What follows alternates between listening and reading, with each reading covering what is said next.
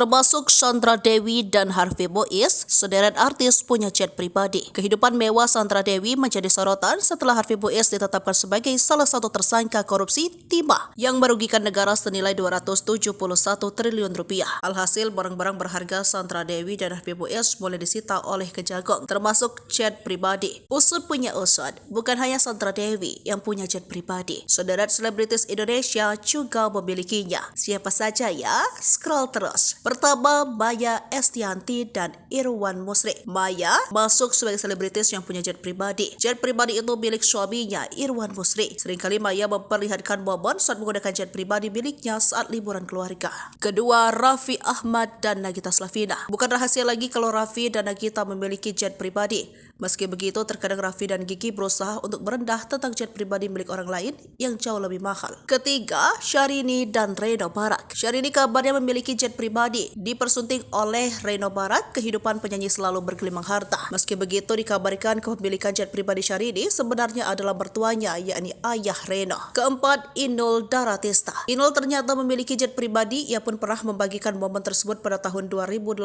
silam. Kelima, Sandra Dewi. Aksi Harvey Boiz memberikan anak pertamanya jet pribadi sebagai hadiah ulang tahun cukup menghebohkan. Pasalnya jet pribadi milik Sandra Dewi berkisar 428 miliar rupiah. Namun menyusul kabar korupsi yang membuat Harvey Boiz ditetapkan sebagai tersangka, jet pribadi Sandra Dewi terancam untuk disita oleh Kejaksaan Agung.